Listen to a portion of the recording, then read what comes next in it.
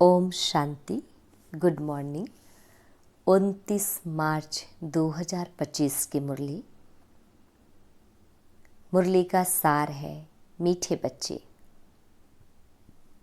तुम्हें ज्ञान से अच्छी जागृति आई है। तुम अपने 84 जन्मों को निराकार और साकार बाप को जानते हो। तुम्हारा भटकना बंद हुआ। मीठे बच्चे, तुम्हें ज्ञान से अच्छी जागृति आई है। तुम अपने 84 जन्मों को निराकार और साकार बाप को जानते हो। तुम्हारा भटकना बंद हुआ। प्रश्न, ईश्वर की गत मत न्यारी क्यों गाई हुई है? ईश्वर की गत मत न्यारी क्यों गाई हुई है? उत्तर, क्योंकि वह ऐसी मत देते हैं जिससे तुम ब्राह्मण सबसे न्यारे बन जाते हो। तुम सबकी एक मत हो जाती है।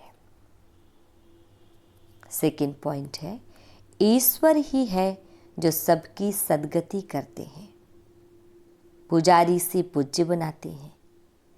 इसीलिए उनकी गत मत न्यारी है जिसे तुम बच्चों के सिवाय कोई समझ नहीं सकता। ओम शांति। डिटेल, तुम बच्चे जानते हो, बच्चों की अगर तबीयत ठीक नहीं होगी तो बाप कहेंगे भल यहां सो जाओ। इसमें कोई हर्जा नहीं, क्योंकि सिकिलदे बच्चे हैं, अर्थात 5000 वर्ष बाद फिर से आकर मिले हैं। किसको मिले हैं? बेहद के बाप को। यह भी तुम बच्चे जानते हो, जिनको निश्चय है बरोबर हम बेहद के बाप से मिले हैं, क्योंकि बाप होता ही है एक हद का और दूसरा बेहद का। दुख में सब बेहद के बाप को याद करते हैं। सतयुग में एक ही लौकिक बाप को याद करते हैं, क्योंकि वहां है ही सुखधाम। लौकिक बाप उसको कहा जाता है जो इस लोक में जन्म देता है। पारलौकिक बाप तो एक ही बार आकर तुमको अपना बनाते हैं। तुम रहने वाले भी बाप के साथ अमर लोक में हो, जिसको परलोक परम धाम कहा जाता है। वह है परे ते परे धाम। स्वर्ग को परे ते परे नहीं कहेंगे। स्वर्ग नरक यहां ही होता है। नई दुनिया को स्वर्ग, पुरानी दुनिया को नरक कहा जाता है। अभी है पतित दुनिया। पुकारते भी हैं, हे पतित पावन आओ। सतयुग में ऐसे नहीं कहेंगे। जब से रावण राज्य होता है तब पतित बनते हैं। उनको कहेंगे 5 विकारों का राज्य। सतयुग में है ही निर्विकारी राज्य। भारत की कितनी जबरदस्त महिमा है,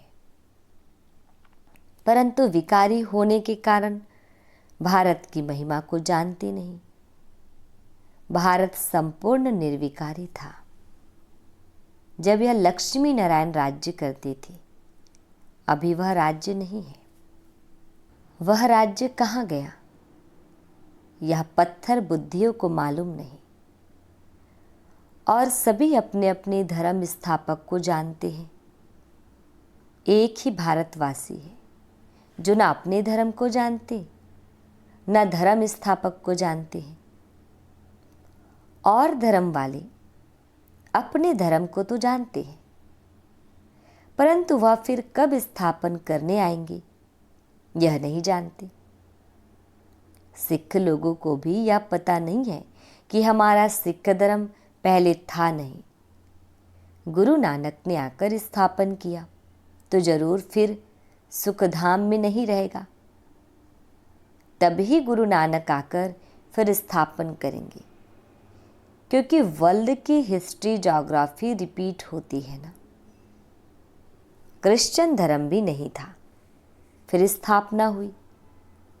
पहली नई दुनिया थी, एक धर्म था, सिर्फ तुम भारतवासी ही थे। एक धर्म था, फिर तुम 84 जन्म लेते लेते यह भी भूल गए हो कि हम ही देवता थे। फिर हम ही 84 जन्म लेते हैं। तब बाप कहते हैं, तुम अपने जन्मों को नहीं जानते हो, मैं बतलाता हूं। आधा कल्प राम राज्य था, फिर रावण राज्य हुआ है। पहले है सूर्यवंशी घराना, फिर चंद्रवंशी घराना राम राज्य। सूर्यवंशी लक्ष्मी नारायण के घराने का राज्य था। जो सूर्यवंशी लक्ष्मी नारायण के घराने के थे, सो 84 जन्म ले अभी रावण के घराने के बने हैं। आगे पुण्य आत्माओं के घराने के थे, अभी पाप आत्माओं के घराने के बने हैं। 84 जन्म लिए हैं, वे तो 84 लाख कह देते। अब 84 लाख का कौन बैठ विचार करेंगे, इसलिए कोई का विचार चलता ही नहीं। अभी तुमको बाप ने समझाया है, तुम बाप के आगे बैठे हो। निराकार बाप और साकार बाप दोनों ही भारत में नामी ग्रामी हैं, गाते भी हैं, परंतु बाप को जानते नहीं हैं। अज्ञान नींद में सोए पड़े हैं, ज्ञान से जागृति होती है। रोशनी में मनुष्य कभी धक्का नहीं खाते, अंधियारे में धक्के खाते रहते। भारतवासी पूज्य थे, अब पुजारी है। लक्ष्मी नारायण पूज्य थे ना, यह किसकी पूजा करेंगे? अपना चित्र बनाए अपनी पूजा तो नहीं करेंगे, या हो नहीं सकता। तुम बच्चे जानते हो हम ही पूज्य, सो फिर कैसे पुजारी बनते हैं? यह बातें कोई समझ नहीं सकते, बाप ही समझाते हैं। इसीलिए कहते भी हैं, ईश्वर की गतमत न्यारी है। अभी तुम बच्चे जानते हो, बाबा ने हमारी सारी दुनिया से गतमत न्यारी कर दी है। सारी दुनिया में अनेक मत मतांतर है, यहाँ तुम ब्राह्मणों की है एक मत। ईश्वर की मत और गत अर्थात सदगति। सदगति दाता एक ही बाप है। गाते भी हैं, सर्व का सदगति दाता राम, परंतु समझते नहीं कि राम किसको कहा जाता है। कहेंगे जिधर देखो राम ही राम रहता है। इसको कहा जाता है अज्ञान अंधियारा। अंधियारे में है दुख, सोजरे में है सुख। अंधियारे में ही पुकारते हैं ना, बंदगी करना माना बाप को बुलाना, भीख मांगते हैं ना। देवताओं के मंदिर में जाकर भीख मांगना हुआ ना। सतयुग में भीख मांगने की दरकार नहीं। भिखारी को इंसॉल्वेंट कहा जाता है। सतयुग में तुम कितने सॉल्वेंट थे, उसको कहा जाता है सॉल्वेंट। भारत अभी इंसॉल्वेंट है, यह भी कोई समझते नहीं। कल्प की आयु उल्टी सुल्टी लिख देने से मनुष्यों का माथा ही फिर गया है। बाप बहुत प्यार से बैठ समझाते हैं। कल्प पहले भी बच्चों को समझाया था। मुझ पतित पावन बाप को याद करो तो तुम पावन बन जाएंगे। पतित कैसे बने हो? विकारों की खाद पड़ी है। सब मनुष्य जंक खाए हुए हैं। अब वह जंक कैसे निकले? मुझे याद करो। देह अभिमान छोड़ देही अभिमानी बनो। अपने को आत्मा समझो। पहले तुम हो आत्मा, फिर शरीर लेते हो। आत्मा तो अमर है, शरीर मृत्यु को पाता है। सतयुग को कहा जाता है अमर लोक, कलयुग को कहा जाता है मृत्यु लोक। दुनिया में यह कोई भी नहीं जानते कि अमर लोक था, फिर मृत्यु लोक कैसे बना। अमर लोक अर्थात अकाली मृत्यु नहीं होती, वहाँ आयु भी बड़ी रहती है। वह है ही पवित्र दुनिया। तुम राज ऋषि हो। ऋषि पवित्र को कहा जाता है। तुमको पवित्र किसने बनाया?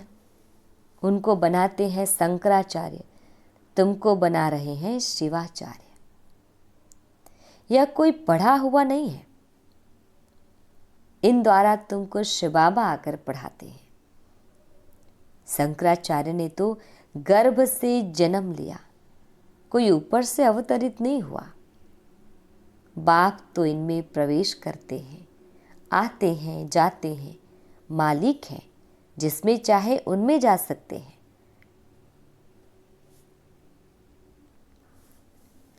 बाबा ने समझाया है, कोई का कल्याण करने अर्थ मैं प्रवेश कर लेता हूँ।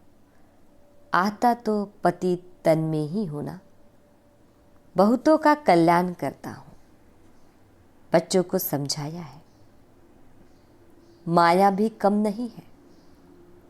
कभी कभी ध्यान में माया प्रवेश कर उल्टा सुल्टा बुलवाती रहती है, इसलिए बच्चों को बहुत संभाल करनी है। कईयों में जब माया प्रवेश कर लेती है तो कहते हैं मैं शिव हूँ, फलाना हूँ। माया बड़ी शैतान है। समझदार बच्चे अच्छी रीति समझ जाएंगे कि यह किसका प्रवेश है। शरीर तो उनका मुकर्रर यह है ना, फिर दूसरे का हम सुने ही क्यों? अगर सुनते हो तो बाबा से पूछो यह बात राइट है व नहीं। बाप झट समझा देंगे। कई ब्राह्मणियां भी इन बातों को समझ नहीं सकती कि यह क्या है। कोई में तो ऐसी प्रवेशता होती है जो चमाट भी मार देते, गालियां भी देने लग पड़ते। अब बाप थोड़े ही गाली देंगे। इन बातों को भी कई बच्चे समझ नहीं सकते। फर्स्ट क्लास बच्चे भी कहाँ कहाँ भूल जाते हैं। सब बातें पूछनी चाहिए, क्योंकि बहुतों में माया प्रवेश कर लेती है। फिर ध्यान में जाकर क्या क्या बोलते रहते हैं, इसमें भी बड़ा संभालना चाहिए। बाप को पूरा समाचार देना चाहिए। फलाने में मम्मा आती है, फलाने में बाबा आते हैं। इन सब बातों को छोड़ बाप का एक ही फरमान है कि मामी कम याद करो। बाप को सृष्टि चक्र को याद करो। रचयिता और रचना का सिमरन करने वाले की सकल सदैव हर्षित रहेगी। बहुत है जिनका सिमरन होता नहीं है। कर्म बंधन बड़ा भारी है। विवेक कहता है, जबकि बेहद का बाप मिला है। कहते हैं मुझे याद करो, तो फिर क्यों ना हम याद करें। कुछ भी होता है तो बाप से पूछो, बाप समझाएंगे। कर्म योग तो अभी रहा हुआ है ना। कर्मातीत अवस्था हो जाएगी तो फिर तुम सदैव हर्षित रहेंगे। तब तक कुछ न कुछ होता है। यह भी जानते हो, मिरवा मौत मलु का शिकार, विनाश होना है। तुम फरिश्ते बनते हो, बाकी थोड़े दिन इस दुनिया में हो, फिर तुम बच्चों को यहाँ स्थूल वतन भासेगा नहीं, सूक्ष्म वतन और मूल वतन भासेगा। सूक्ष्म वतन वासियों को कहा जाता है फरिश्ते। वह बहुत थोड़ा समय बनते हो, जबकि तुम कर्मातीत अवस्था को पाते हो। सूक्ष्म वतन में हड्डी मांस होता नहीं। हड्डी मांस नहीं तो बाकी क्या रहा। सिर्फ सूक्ष्म शरीर होता है। ऐसे नहीं कि निराकार बन जाते हैं, नहीं, सूक्ष्म आकार रहता है। वहाँ की भाषा मूवी चलती है। आत्मा आवाज से परे है। उसको कहा जाता है सटील वर्ल्ड। सूक्ष्म आवाज होता है। यहाँ है टॉकी, फिर मूवी, फिर है साइलेंस। यहाँ टॉक चलती है। यह ड्रामा का बना बनाया पार्ट है। वहाँ है साइलेंस, वह मूवी, और यह है टॉकी। इन तीनों लोगों को भी याद करने वाले कोई विरले होंगे। बाप समझाते हैं, बच्चे सजाओं से छूटने के लिए कम से कम 8 घंटा कर्म योगी बन, कर्म करो, 8 घंटा आराम करो और 8 घंटा बाप को याद करो। इसी प्रैक्टिस से तुम पावन बन जाएंगे। नींद करते हो वह कोई बाप की याद नहीं है। ऐसे भी कोई ना समझे कि बाबा के तो हम बच्चे हैं ना, फिर याद क्या करें।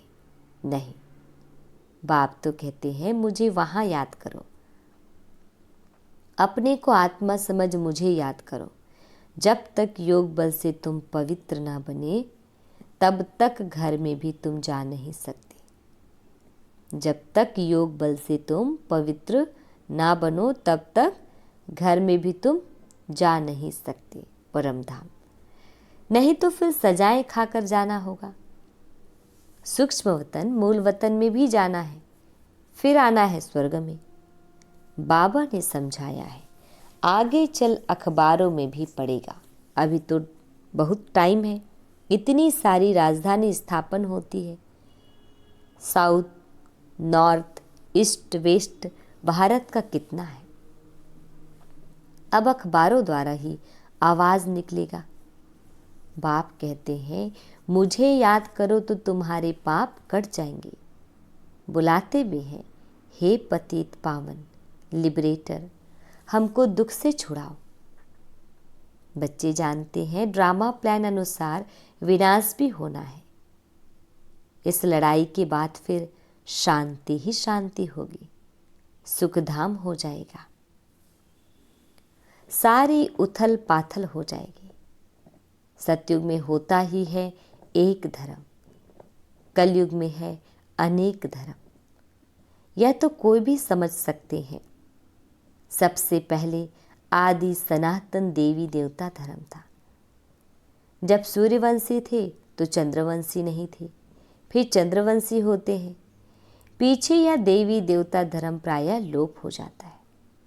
पीछे फिर और धर्म वाले आते हैं। वह भी जब तक उन्हों की संस्था वृद्धि को पाए तब तक मालूम थोड़े ही पड़ता है। अभी तुम बच्चे सृष्टि के आदि मध्य अंत को जानते हो। तुमसे पूछेंगे सीढ़ी में सिर्फ भारतवासियों को क्यों दिखाया है? बोलो यह खेल है भारत पर। आधा कल्प है उन्हों का पाठ, बाकी द्वापर कलयुग में अन्य सब धर्म आते हैं। गोले में यह सारी नॉलेज है। गोला तो बड़ा फर्स्ट क्लास है। सतयुग में है श्रेष्ठाचारी दुनिया, द्वापर कलयुग है भ्रष्टाचारी दुनिया। अभी तुम संगम पर हो। यह ज्ञान की बातें हैं। यह 4 युगों का चक्र कैसे फिरता है यह किसको पता नहीं है। सतयुग में लक्ष्मी नारायण का राज्य होता है। इन्हों को भी यह थोड़े ही पता रहता है कि सतयुग के बाद फिर त्रेता होना है, त्रेता के बाद फिर द्वापर कलयुग आना है। यहाँ भी मनुष्यों को बिल्कुल पता नहीं। भल कहते हैं, परंतु कैसे चक्र फिरता है यह कोई नहीं जानते। इसलिए बाबा ने समझाया है, सारा गीता पर जोर रखो। सच्ची गीता सुनने से स्वर्गवासी बनते हैं। यहाँ शिव बाबा खुद सुनाते हैं, वह मनुष्य पढ़ते हैं। गीता भी सबसे पहले तुम पढ़ते हो। भक्ति में भी पहले पहले तो तुम जाते हो ना। शिव के पुजारी पहले तुम बनते हो। तुमको पहले पहले पूजा करनी होती है। अव्यभिचारी एक शिव बाबा की, सोमनाथ मंदिर और किसकी ताकत थोड़ी है बनाने की। बोर्ड पर कितने प्रकार की बातें लिख सकते हैं। यह भी लिख सकते हैं भारतवासी सच्ची गीता सुनने से सचखंड के मालिक बनते हैं। अभी तुम बच्चे जानते हो हम सच्ची गीता सुनकर स्वर्गवासी बन रहे हैं। जिस समय तुम समझाते हो तो कहते हैं हाँ बरोबर ठीक है। बाहर गए खलास, वहाँ की वहाँ रही। अच्छा, मीठे मीठे शिकिल्दे बच्चों प्रति माता पिता बाप दादा का याद प्यार और गुड मॉर्निंग। रूहानी बाप की रूहानी बच्चों को नमस्ते। हम रूहानी बच्चों की रूहानी माता पिता बाप दादा जी को याद प्यार गुड मॉर्निंग और नमस्ते। शुक्रिया मीठे प्यारे बाबा, आपका लाख लाख शुक्रिया। धारणा के लिए मुख्य सार है, फर्स्ट पॉइंट है, रचयिता और रचना का ज्ञान सिमरन कर सदा हर्षित रहना है। याद की यात्रा से अपने पुराने सब कर्म बंधन काट कर्मातीत अवस्था बनानी है। सेकंड पॉइंट है, ध्यान दीदार में माया की बहुत प्रवेशता होती है, इसलिए संभाल करने हैं। बाप को समाचार दे राय लेनी है, कोई भी भूल नहीं करनी है। वरदान, अपनी शुभ भावना द्वारा निर्बल आत्माओं में बल भरने वाले सदा शक्ति स्वरूप भव। अपनी शुभ भावना द्वारा निर्बल आत्माओं में बल भरने वाले सदा शक्ति स्वरूप भव। डिटेल, सेवाधारी बच्चों की विशेष सेवा है। स्वयं शक्ति स्वरूप रहना और सर्व को शक्ति स्वरूप बनाना, अर्थात निर्बल आत्माओं में बल भरना। इसके लिए सदा शुभ भावना और श्रेष्ठ कामना स्वरूप बनो।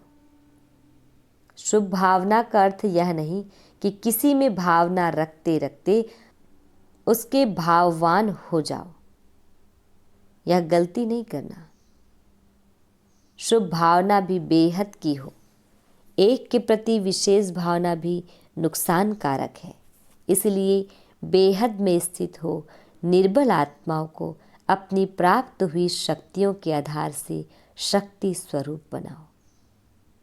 स्लोगन, अलंकार ब्राह्मण जीवन का श्रृंगार है।